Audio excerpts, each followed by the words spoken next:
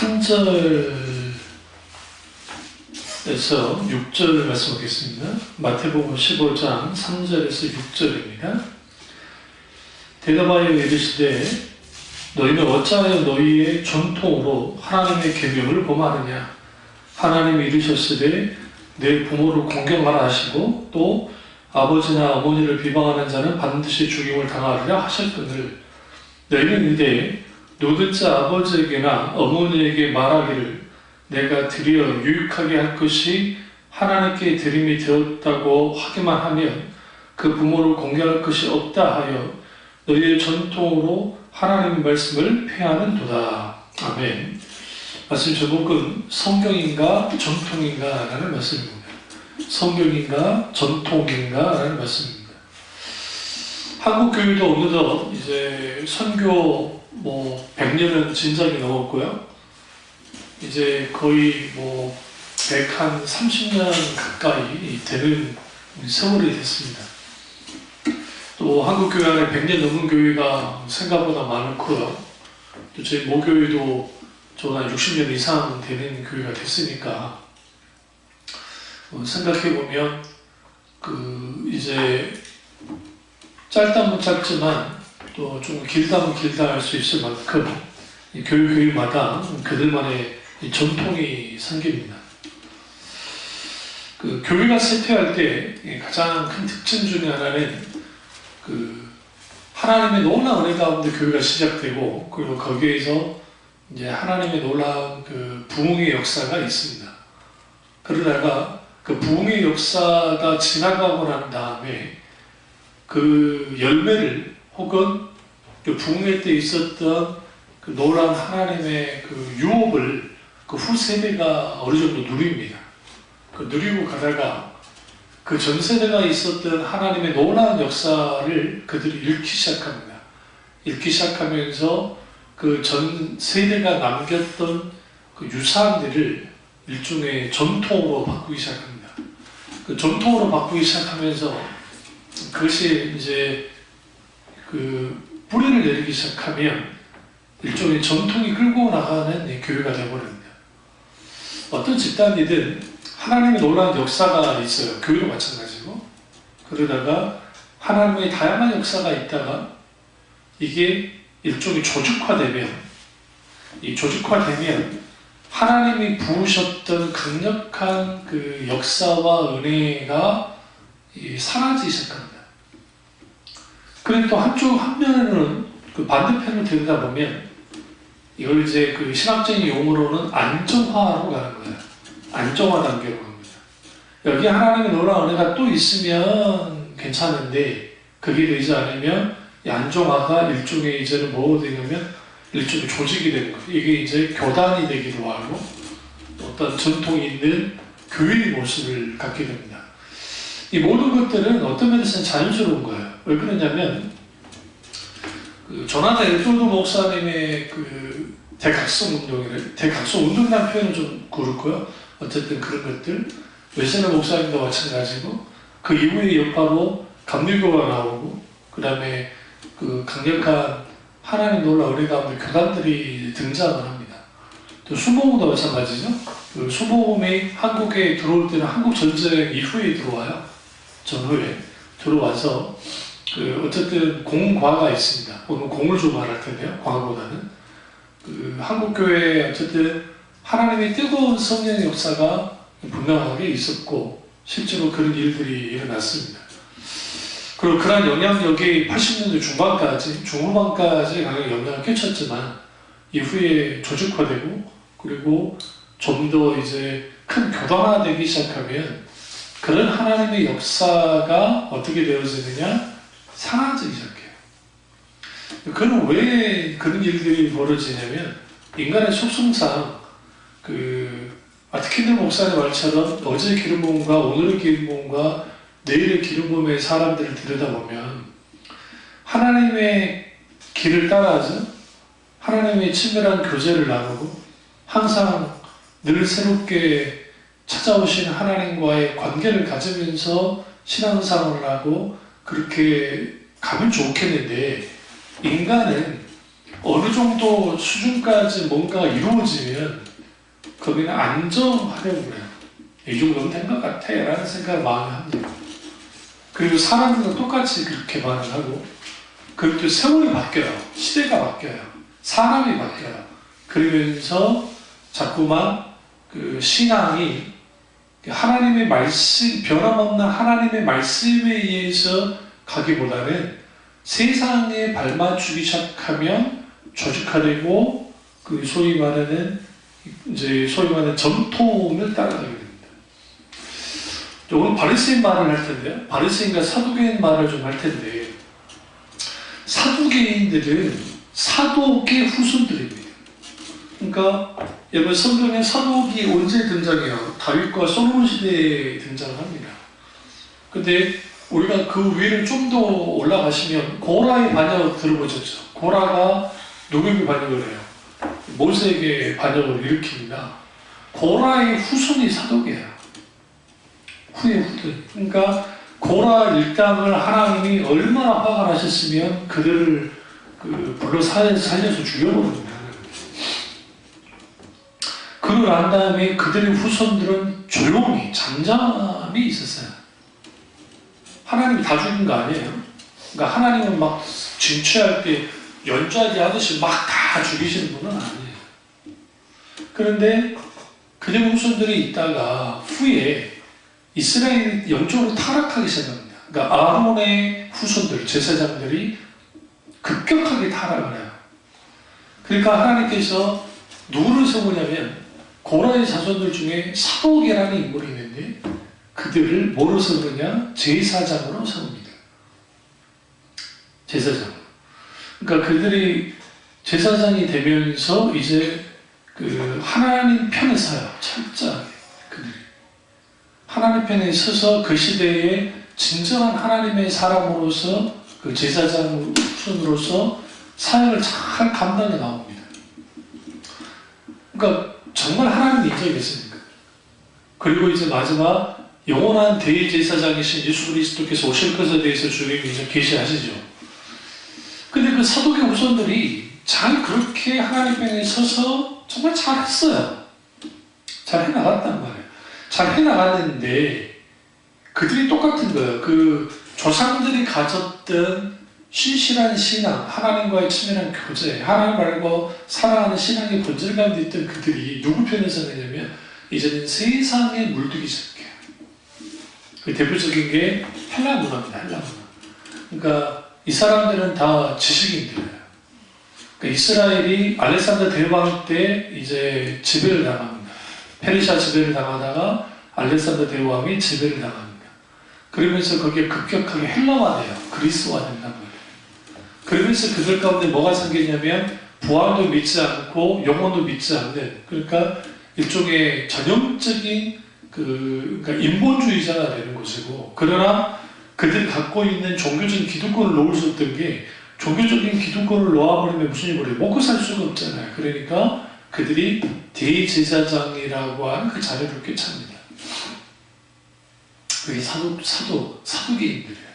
물론 거기에는 이제 그 마카비 왕조라고 하는 힐카노스라고 하는 대제사장, 그 사람들까지 사두개 후손입니다. 그들이 이제 그 시대에 그 에피파네스가 아니라 그 그리스 왕조 중에 하나에게 반기를 듭니다. 그 왕국이 뭐야 생각이 안 나는데, 프톨레미우스 왕조와 또 무슨 왕조 하나인데 어쨌든 그 왕조가 그 무슨 일을 저지르냐면 성전에서 돼지 제사를 막 드리는 거예요. 그리고 주피터 신전을 성전 자리에다 막 세우고 그랬어요. 그러니까 마카비라고 하는 힐카노스, 후에 힐카노스 나오는데 마카비라고 하는 제사장 그룹이 이제 반역을 해요. 그래서 이제 어떻게 하냐면 그들이 사람들을 규합해서 그 시대의 그 그리스 군인들 공격을 해요. 공격을 해서 상당수를 죽이고 도망칩니다. 그러면서 이제 유대 지역, 지금의 유대 지역 전체가 반란이 일어나는 거예요. 그 하필이면 이들이 예전에 그 헬라 나라였으면 충분히 이제 진압을 했을 텐데 하필이면 그 로마라고 하는 엄청난 나라가 제중의 일대를 석권하면서 지금의 마케도니아 그 지역을 다 먹어버려요. 그러니까 군대를 어디로 돌릴 수밖에 없었냐면 지중해 쪽으로 군대를 돌릴 수밖에 없었기 때문에 이게 진압을 못하는 거예요. 그거를 기회를 삼아서 이제 그들이 성공을 합니다. 그리고 다윗의 영토까지 거의 확장을 해요. 그래서 한 70년에서 100년 정도의 단일한 유대 나라가 다시 세워져요. 성경에는 없어요. 성경은 없어요. 그리고 이제 여러분 너무 잘 아는 폼페이 장군 있죠? 로마 폼페이 장군이 와서 멸망을 시킵니다. 이스라엘을 멸망을 시키고 나라를 이제 정복을 해버려요. 근데 이제 그때, 그러니까 그 전에 사도계 후손들은 이제 나라를 잃고 핍박받으면서 신앙을 잘 지켰고, 헬카누스라고 하는 이제 대제사장이 나와요. 마카의 왕조 중에서. 그리고 그들이 신실하게 하나님 앞에 이제 진정한 그 예배개혁, 그 제사개혁과 그렇게 나왔는데, 그들의 후손들이 기득권이 되는 거예요. 이제 일종의. 그 대제사장이 왕이었어요. 그러니까 왕 같은 존재가 됐단 말이에요. 이스라엘이. 그러니까 이스라엘은 왕이 지배하는 나라가 아니라 대제사장이 지배하는 나라가 됐어요. 그러다가 우리가 너무 잘 아는 헤롯 있죠. 헤롯 아버지가 누구와 결탁하냐면 그 로마와 결탁을 하면서 그 나라를 넘겨줘요. 그 나라를. 그 아버지가 이름에 지금의 그러니까 에돔 족속이었는데 그 에돔 족속의 유력한 그 군벌이었습니다. 그래서 그걸 넘겨주고 나라가 넘어가는 거예요. 그걸 기회를 삼아서 우리가 잘 아는 대헤롯, 예수를 죽이려 했던 대헤롯이라 부르는 그 헤롯이 누구랑 친했느냐면 폼페이오라든지 로마 장군들과 많이 친했기 때문에 그래서 왕이 된 겁니다. 그러니까 이해가 되시죠? 그러니까 이스라엘은 왕이 다스린 나라가 아니라 대제사장이 다스렸던 약 70년에서 100년 정도의 마카비 왕조가 있었던 거예요. 그러니까 대제사장이 더 왕이에요. 어쨌든 그런 배경하에 있습니다. 그러니 그럼에도 불구하고 그러니까 그 헤롯이 유대인이 아니잖아요. 엄마는 유대인인데 아버지는 에돔 사람, 이두메 사람이에요. 그러니까 이 사람이 자기 왕권이 이제 로마 힘을 빌어서 왕이 되긴 했는데 이 전통성이 없잖아요. 그러니까 그 시대에 대제사장의 그 힐카누스라고 하는 대제사장의 딸을 강제로 자기와 결혼을 시킵니다. 결혼을 합니다. 정략 결혼을. 그러면서 뭐를 이제 보존을 해주냐면 그들의 대제사장 자리를 보존을 해주는 거예요. 그들이 사두개인들입니다. 사두개인들은 귀족이에요. 그러니까 그 족보를 쭉 올라가 보면 이 사람들은 귀족이에요. 왕족이었고 귀족이었고 그리고 종교적으로는 대제사장, 바리새인은 대제사장이 못 돼요. 무조건 그렇게 되는 겁니다. 그러니까 그런 상황에서 이들이 일종의 전통을 가지고 나왔어요. 그러니까 사두개인들이나 바리새인들의 공통점은 뭐냐면 전통을 아주 중요시해요. 전통을 이게 분인되면 자기들의 갖고 있는 지배를 이룰 수 있기 때문에 그렇게 나온 겁니다. 그리고 오늘 이제 예수님이 바리새인과 서기관들에 대해서 이제 주님이 이제 그들을 향해서 이제 전통의 문제를 다루시는데 이 서기관들의 상당수가 바리새인들에서 나오기 때문에 그러니까 거의 같이 보셔도 돼요. 좀 다르긴 하지만 그 바리새인들은 언제 등장한 것이냐? 근데 이들의 등장은 사두개인들과 비슷하긴 한데 이들은 율법을 수호하기 위해서 만들어졌습니다. 그러니까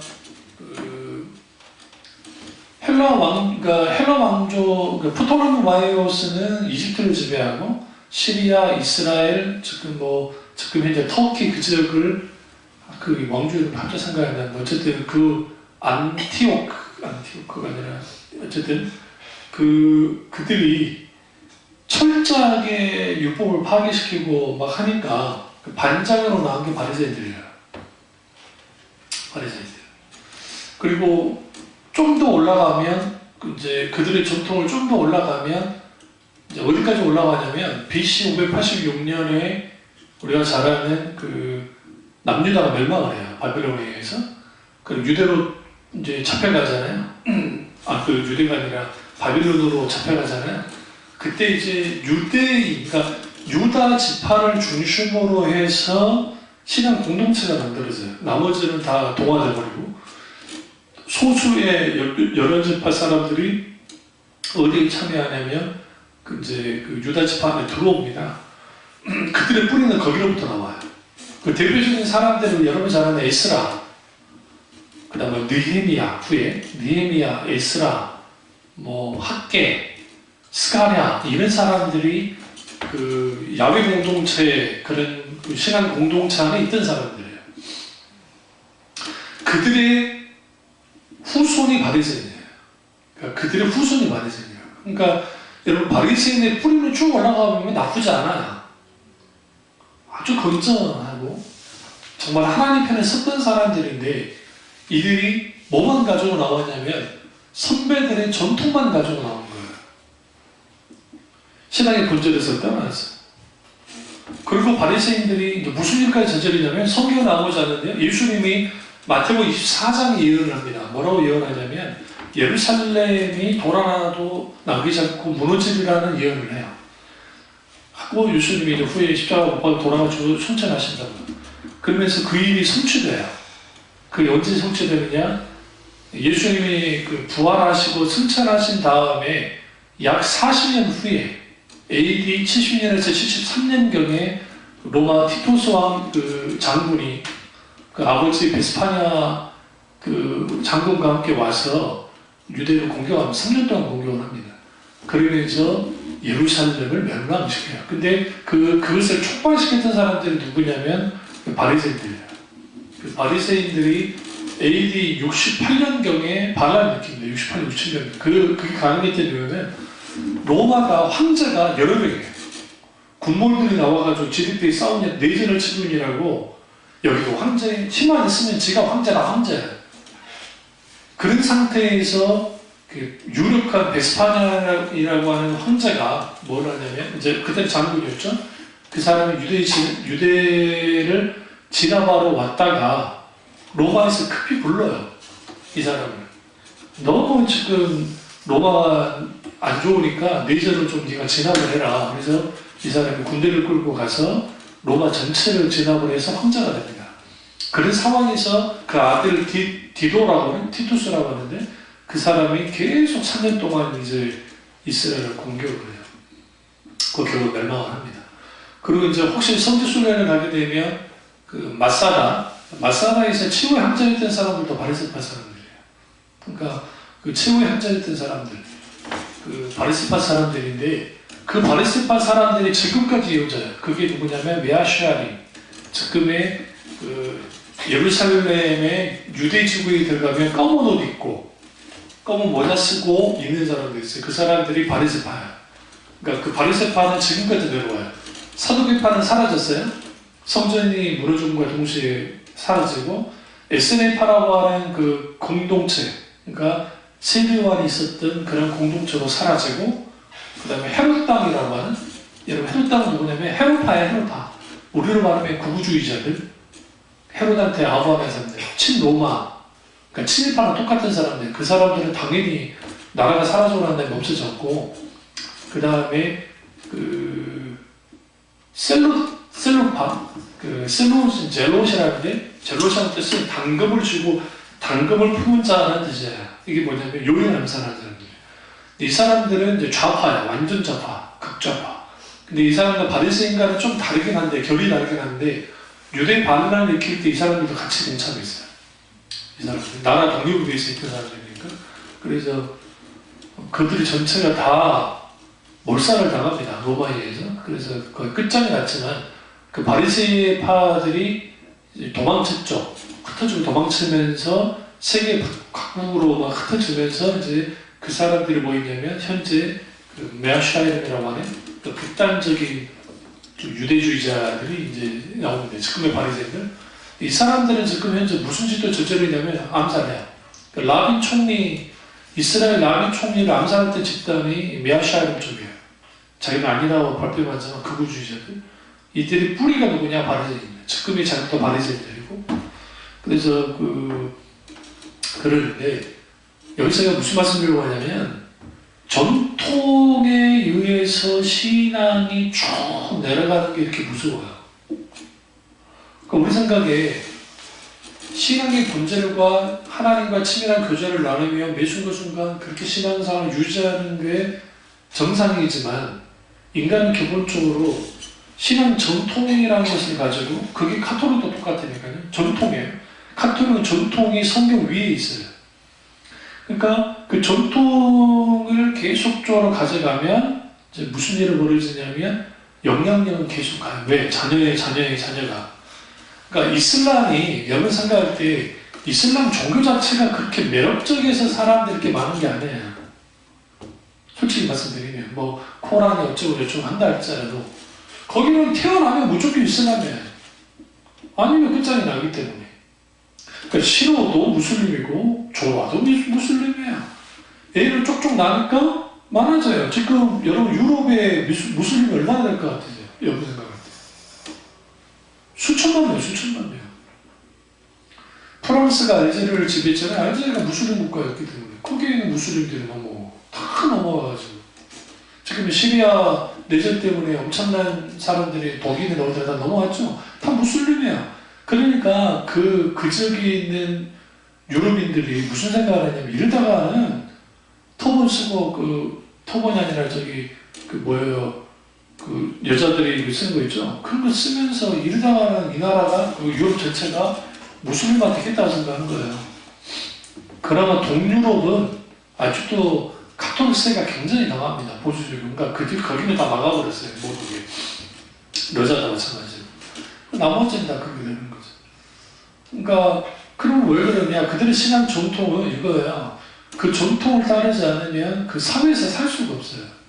그러니까 일단 물리적 핍박을 주지 않는 날짜입니다. 그리고 그 전통 아래에서 있어야 돼요. 그래야 자기 정체성이 되는 거예요.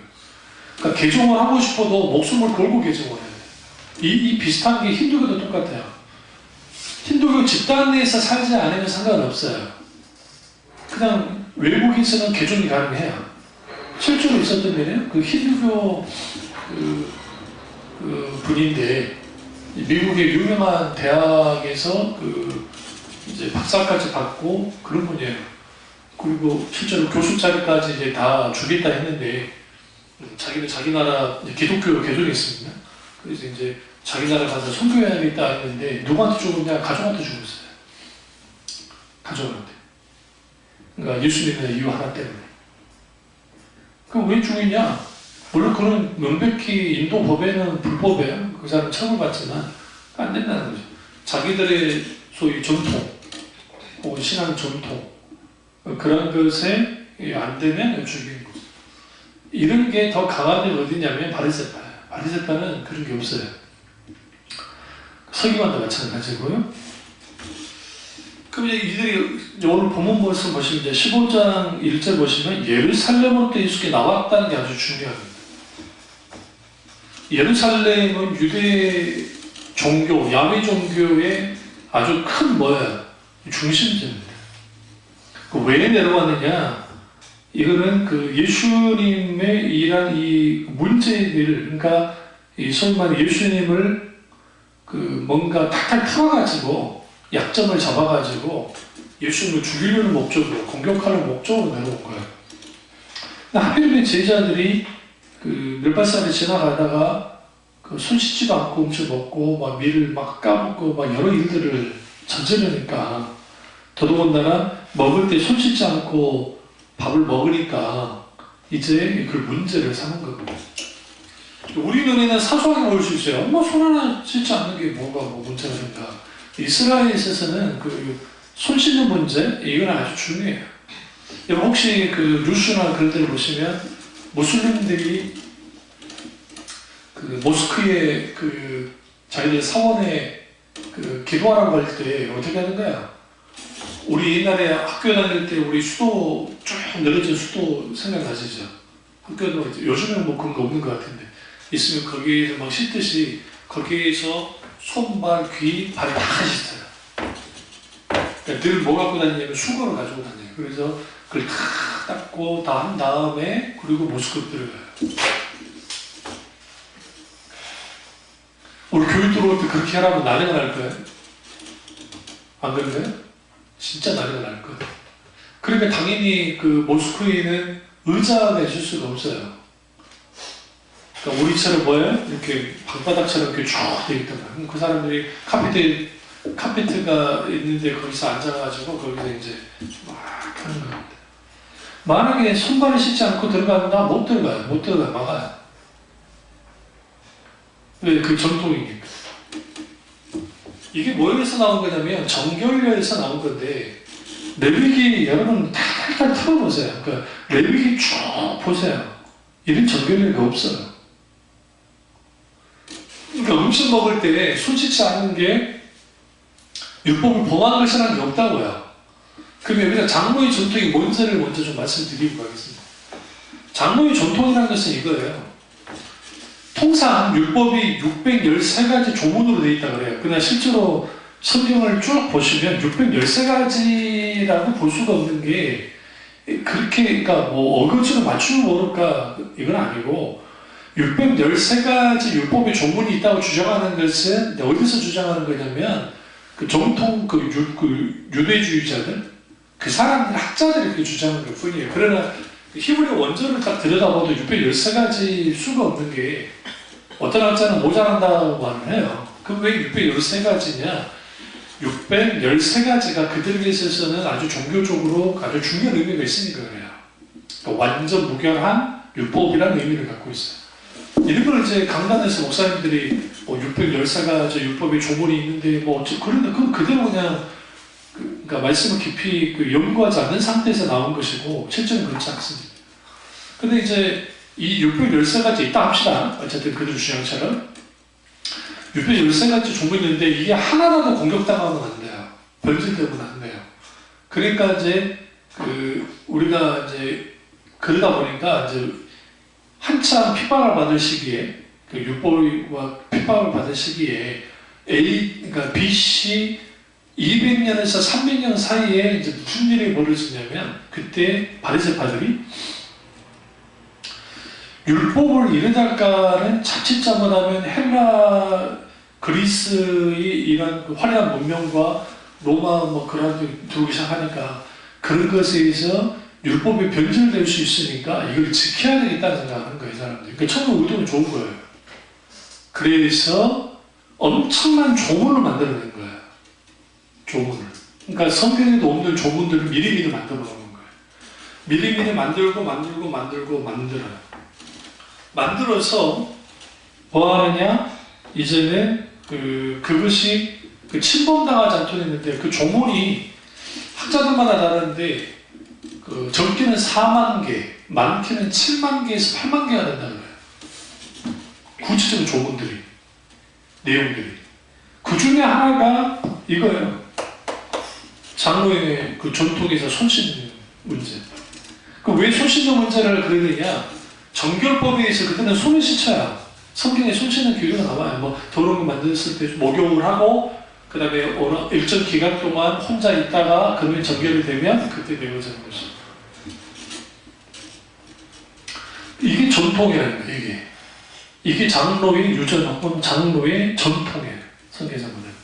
그게 뭐냐면 성경에서 말하는 그 조문이 그 내용이 아니라 인간이 만들어낸 거예요. 뭘 지키려고요? 율법을 지키려고요. 율법이 변질되고 하는 것을 지키려고 하는 장치였으니까 처음 의도는 좋았는데 이후에는 율법의 실질적인 그 정신을 있잖아요. 잃어버린 거예요. 율법의 정신은 뭐예요?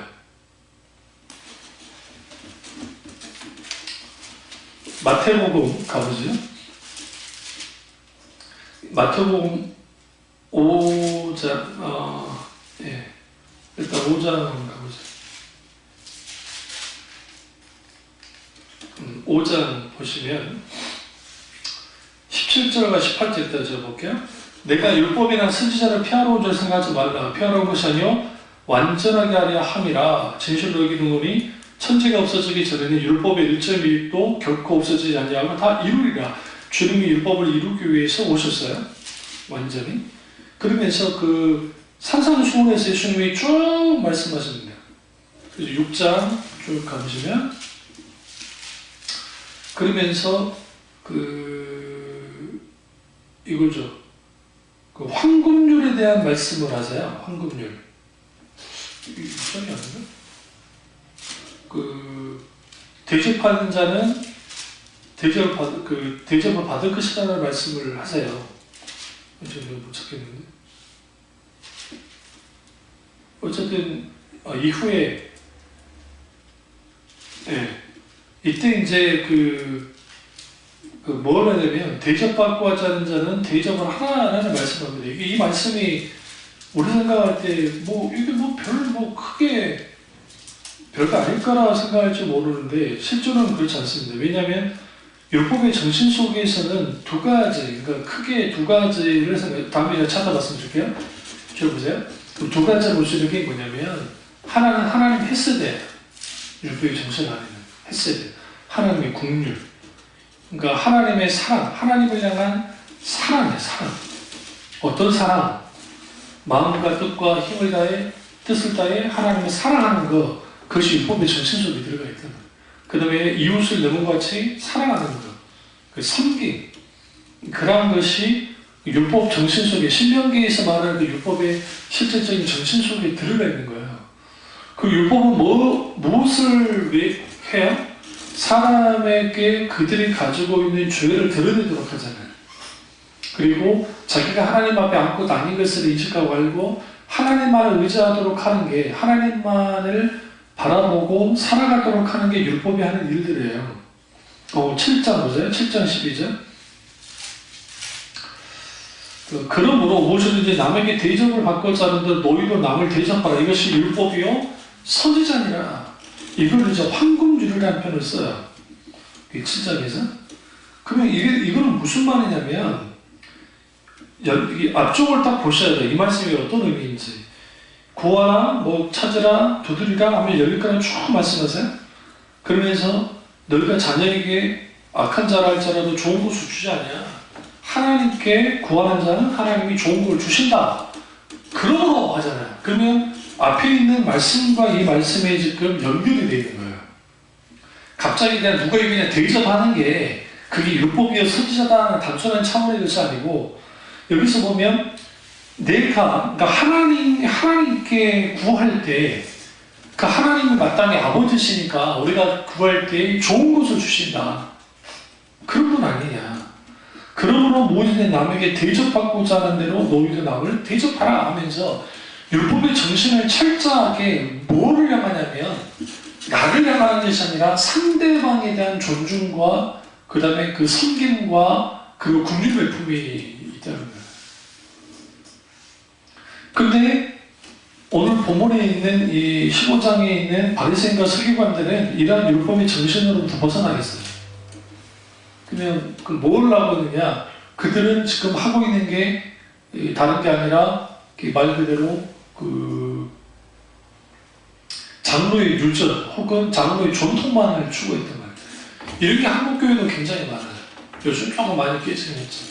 교회에서 이 신디사이저 하면 사탄의 악기다, 기타 치는 사탄의 악기다, 우스갯소리로 후임 목사님이 부임해가지고 왔는데 피아노 있죠, 피아노를 조금 옮기고 싶은데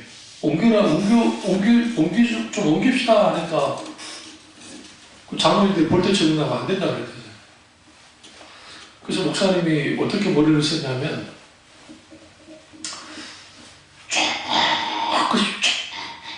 조금씩 옮겼어요. 티 안 나게. 계속 보잖아요.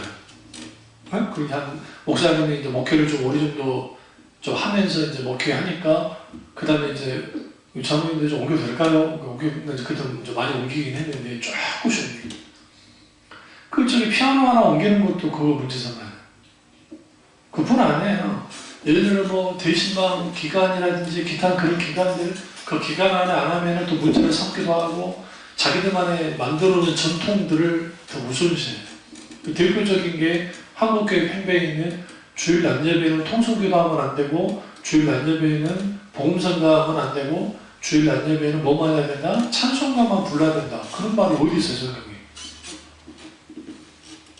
그게 일종의 인간이 만드는 전통이에요.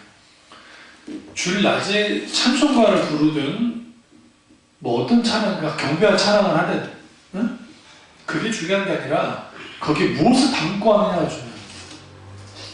근데 이들은 바리새인과 서기관들에게서 가장 중요한 것은 전통이에요. 근데 뭘 보면서요? 계명을 보면서 이제 여기서 이제 이 말씀을 해야 되는 게 장로의 전통이 무엇을 보면느냐? 예수님이 이 말씀을 굉장히 중요합니다. 부모를 공경하라고 있다. 여기서 공경은 말의 잔뜩과 그런 게 단순한 그게 아니라 부양해야 된다는 것을 포함해요. 부양만 해야 된다는 거예요. 그런데 또 비방하는 자는 죽임을 당하려 해요. 여기서 비방은 부모에게 욕하고 때리는 자를 뜻해요. 그러니까 구약에서 우리나라도 똑같아요. 그 부모님에게 막 진짜 개망나니 같은 아들놈이 부모님 막 때리잖아요. 응? 그 아버지하고 어머니는 쉬쉬할 줄 모르지만 그 마을 단위로 사니까 거기 사는 촌장이 가만히 있지 않아요. 촌장이 나서서 멍석말을 합니다. 그래서 장정들 데리고 가가지고 뭐 하느냐? 안 죽을 만큼 패요. 일단. 그런데도 이 개망나니가 계속 하잖아요? 그럼 죽여버려요. 누가 죽여요?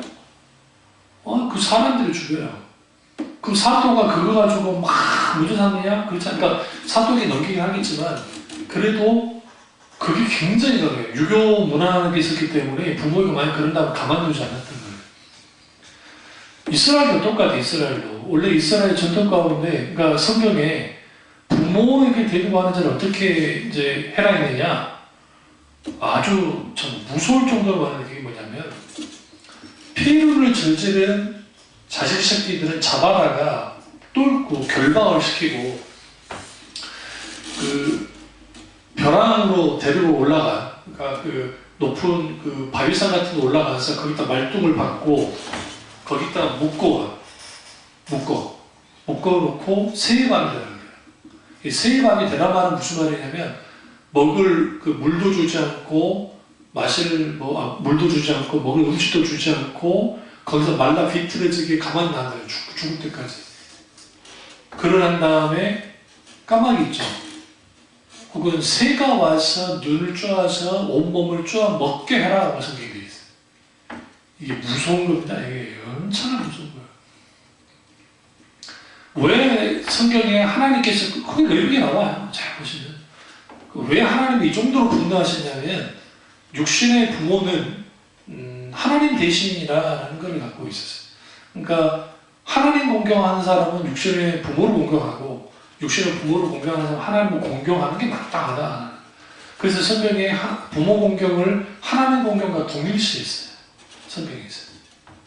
그만큼 아주 중요합니다. 생명이 부모를 통해서 왔기 때문에 하나님이 주신 건 사실이죠. 그런데 이 바리새인들이 무슨 짓을 했냐면 부모 공경하기가 싫은 거예요.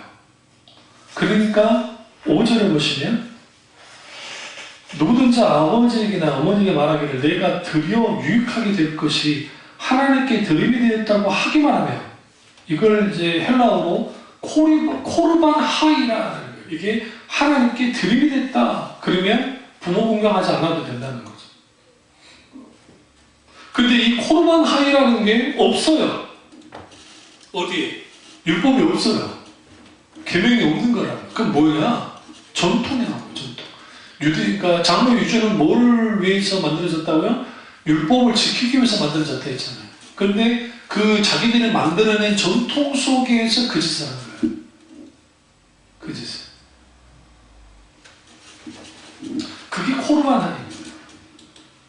그래서 이게 횡행했어요. 예수님 당시. 횡행했어요. 그래서 부모를 공경할 것이 없다 하여 너희의 전통으로 하나님의 말씀을 뭐였다? 패했다. 이런 일들을 누가 했느냐? 바리새인들이 했어요. 그래서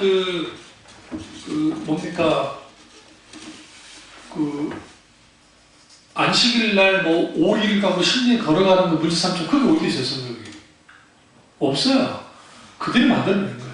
그러니까 한국 교회도 그게 있던 거예요. 그게 그런 영향을 받아가지고 율법주의 영향을 받아가지고 멀리까지 어디 가면 안 되고 뭐 안 되고 하는 게 큰 게 있던 거예요. 근데 오늘날에는 과거에 비해서 너무 무너져서 문제예요. 이제는 과거에는 너무 율법주의를 눌러서 문제였고 오늘날에는 너무 풀어서 문제예요. 오늘날은. 그리고 그 바리새인들이 이제 그 했던 수많은 그 외식적인 행동들 있잖아요. 우리 이해가 안 되잖아요. 그 외식적인 행동을 보면서 어떻게 외식 행동을 할까? 근데 그게 그들에게 있어서는 아주 중요한 거였어요. 그렇게 함으로 율법을 지키는 것이고 그렇게 함으로 자기들의 신앙이 인정받는 생각이었어요. 그것이 옳다고 생각했다. 그들은 단 한 번도 자기들의 신앙이 옳지 않다고 생각하지 않았어요. 그리고 또 하나의 오해를 좀 거둬드릴게요. 그 바리새인들은 사람들에게 존경받았어요. 그러니까 여러분들이 착각하는 게 예수님이 하도 바리새인들을 두드러 까니까 막 부셔버리니까 우리는 그 예수님 당시 유대인들이 바리새인들을 아주 나쁜 놈이고 그런 놈들이라 생각하는데 그렇지 않아요. 그들은 존경받는 사람들이었어요. 그래서 예수님이 뭘 드러냈나요? 그들의 속을 다 꿰쳐내잖아요. 그들의 속마음 속에 있는 그 이리 같은 마음들, 그 탐심, 이런 것들만 끌어내잖아요. 그러니까 그런 것들을 통해 했고, 그 예수님이 십자가에 돌아서 부활하신 다음에 그 승천하셨잖아요. 그 다음에 바리새인들이 유대 반란을 일으킬 수 있던 힘의 배경이 거기에 있어요. 그 사람들을 존경했기 때문인 거예요.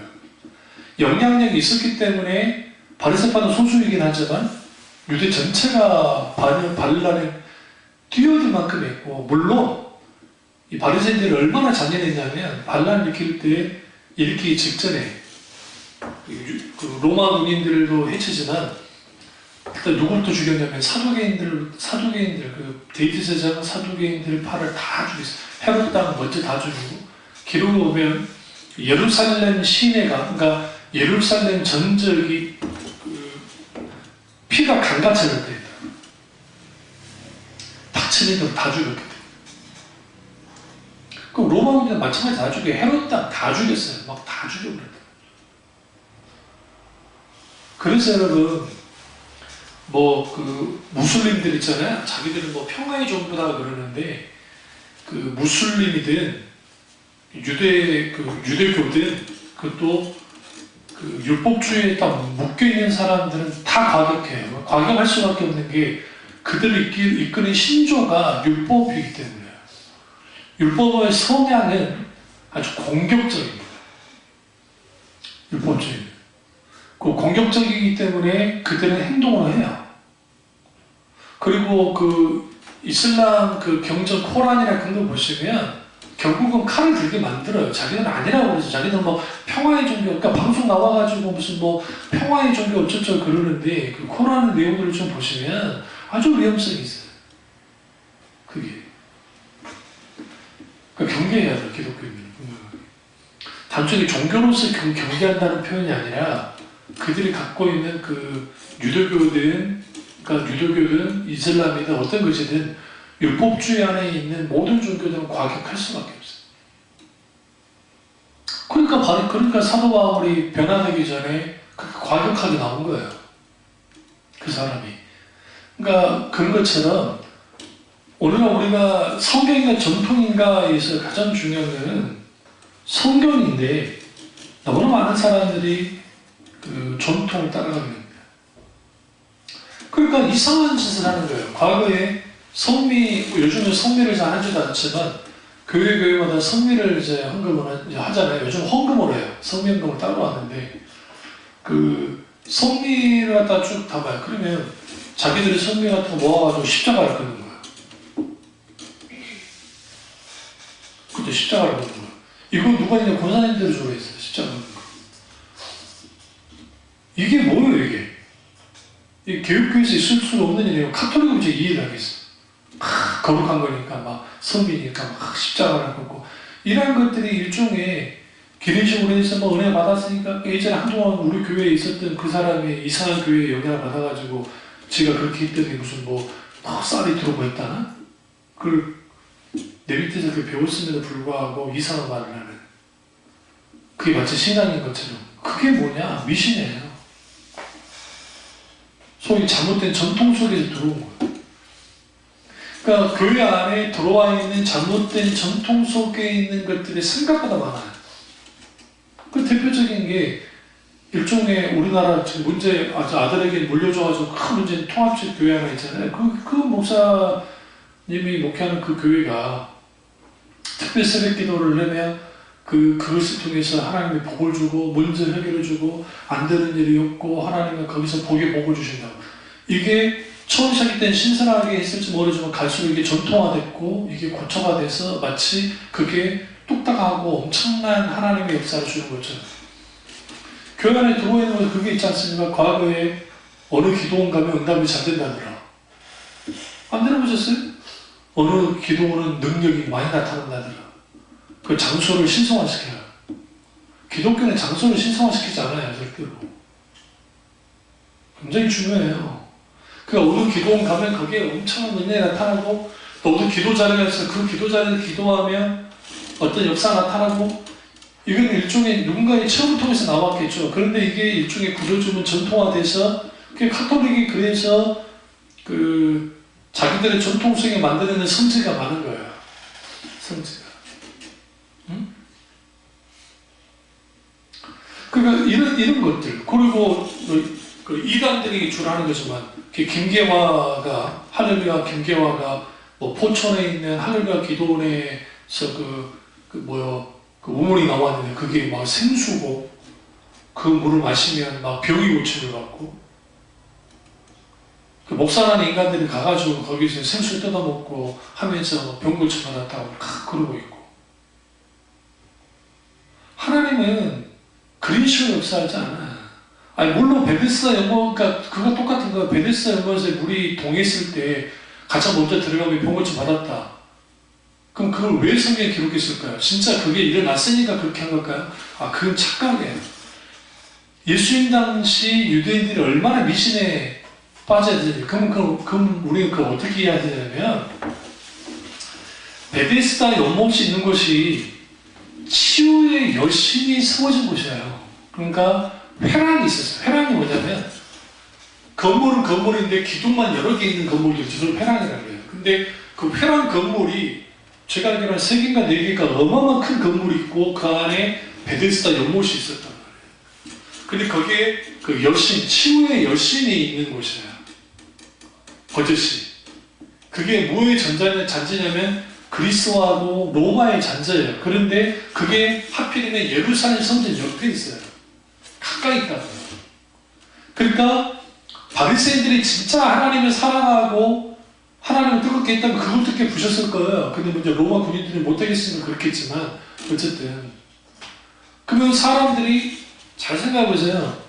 예수님이 무수한 병을 고쳤잖아요. 그 소문이 퍼졌잖아요. 그런데 여전히 자기들 병 고침 받으려고 어디 있었어요? 거기 사람은 몰라요. 왜? 치유의 셈이라는 생각을 했기 때문에. 예수님은 의도적으로 가신 거예요. 더더군다나 안식일날 의도적으로 가셨어요. 의도적으로 가셔서 일종의 핵포탄을 던졌는데 뭘 던졌냐면 지금 거기에 있는 사람들이 여호와 라파의 하나님, 치유하시는 하나님 그분을 놔두고 그들을 치유하겠다고 하는 소위 말하는 잡신 앞에 있는 거예요. 그것도 예루살렘 바로 옆에 하나님을 잘 믿는다고 하는 바리새인들과 사두개인 그 옆에 이게 뭐가 되느냐 일종의 전통화된 거예요. 전통화되니까 전통은 반드시 뭘과 같이 따라가냐면 미신이 같이 따라가요. 자기들은 미신이 아니에요. 자기들은 신앙이라 하지만 미신이 따라가요. 응? 미신이 따라온단 말이에요. 일종의 그래서 그 물을 마시면 이적을도 똑같이 무 안에 있는 그 물을 마시면 근데 사람들은 거기에 열광하고 치유가 일어난다는 생각이에요. 왜 사람들이 그렇게 많이 모일까요? 엄청나게 많이 몰리잖아요. 그건 왜 그러냐면 하나님을 어떻게 이해하냐면 하나님은 우리가 하나님을 기쁘게 하고 열정적으로 기도하고 뭔가 내가 하나님께 그 공덕을 많이 쌓을수록 하나님이란 분이 성경에서 말하는 하나님이란 분이 나를 위해서 여러 일들을 해줄 거라는 생각하고 믿어요. 이게 성경에서 말하는 뭐예요? 우상숭배예요. 그러니까 하나님을 믿을 때 어떻게 믿느냐? 우상으로 믿는 거예요. 실제로 이런 일들이 선지자 시대에 일어났는데, 고고학자들이 지금 예루살렘이나 그런데 이스라엘 전적을 이제 막 뭡니까 유물을 찾다가 뭘 발견했냐면, 충격을 받았어요. 어떻게 충격을 받았냐면, 아세라의 남편 야훼가 되는 거예요. 여호와. 아세라 신의 남편은 바알 신이에요. 농사신이 그랬어요. 아세라는 다산의 신이고. 그런데 아세라의 남편 신이 여호와. 이게 무슨 말이냐? 이스라엘은 다른 분도 하나님을 버린 적이 없어요. 그러니까 북이스라엘 할지라도. 우리는 북이스라엘의 하나님을 막 떠나갔지만 그들은 하나님 신앙, 그러니까 소위 여호와 신앙이라는 것을 버리지는 않았어요. 신앙한 게 뭐였냐면 혼합시킨 거예요. 변질시킨 거예요.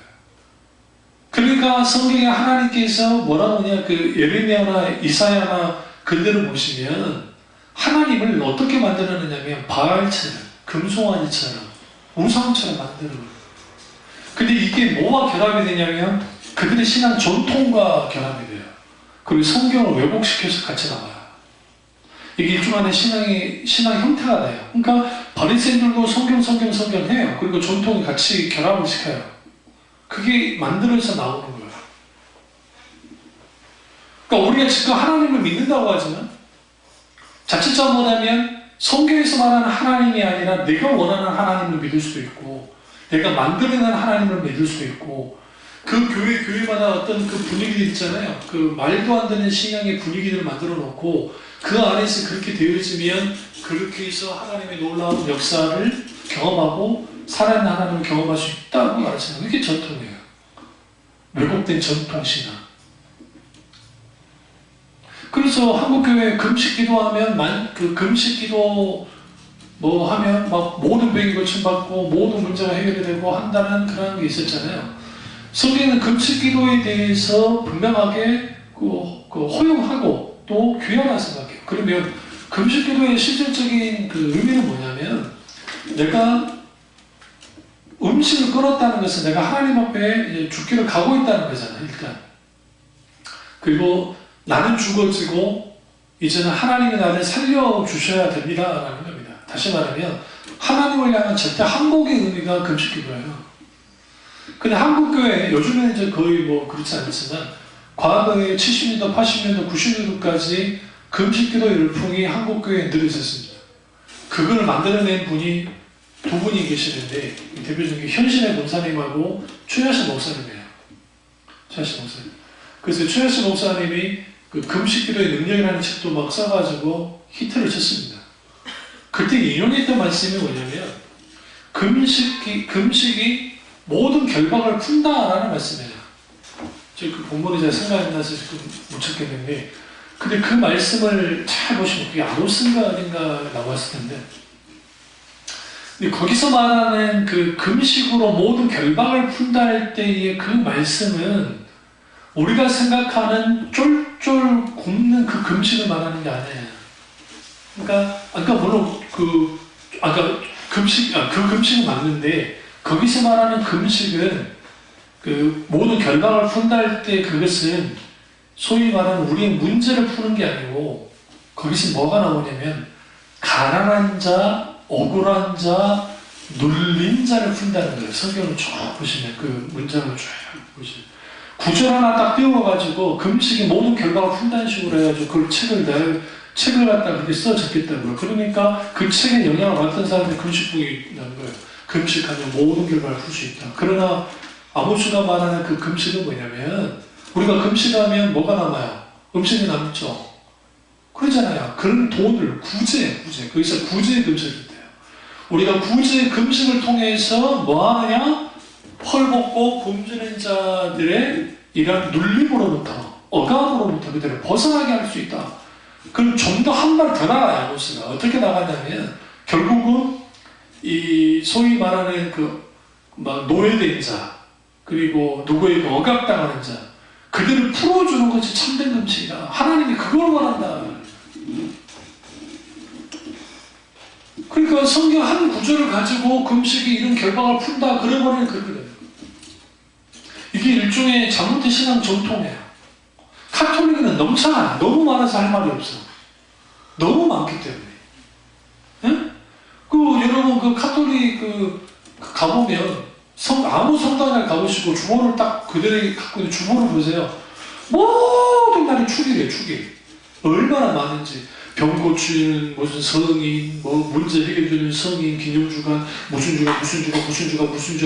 그게 뭐냐면 성경에서 나온 게 아니라 어디 자기들 만든 전통에서 나온 거예요. 전통에서. 개혁교회가 부활절에다 성탄절에다 우리는 절기를 지키는 게 아니에요. 다만 이게 아주 좋은 유산이기 때문에 우리는 부활절이라는 특정한 날을 기념하는 건 아니에요. 그러니까 날을 지키는 건 아니에요. 그럼에도 불구하고 신앙의 선배들이 부활주일이나 추수감사나 이런 것을 통해서 우리 신앙을 돌아보고 점검하는 날로서의 가치가 있는 것이지 그 날 자체를 지키는 데 있잖아요. 왜 그러냐면 갈라디아서의 모든 절기와 날은 예수 그리스도를 통해서 다 폐해졌다 했다. 모든 절기와 날들. 그래서 우리는 어떤 날을 매이지 않아요. 그 주일은 어떤 의미를 갖고 있느냐? 히브리서 보시면 모든 날이 주님의 날이에요. 사실은. 그럼에도 불구하고 주일은 어떤 의미냐? 주일을 우리가 성수하는 이유는 모든 날이 주님의 날이지만 특별히 이 날에 우리가 뭐 하는 거야? 그 주님을 진정으로 사랑하고 그분을 높이는 날로서 실제로 뭐 하는 거야? 성수하는 거야. 성수주의.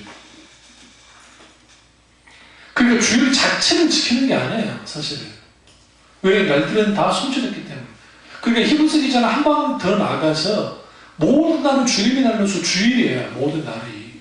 주일이 뭐예요? 주님이 주인 되는 날이잖아요.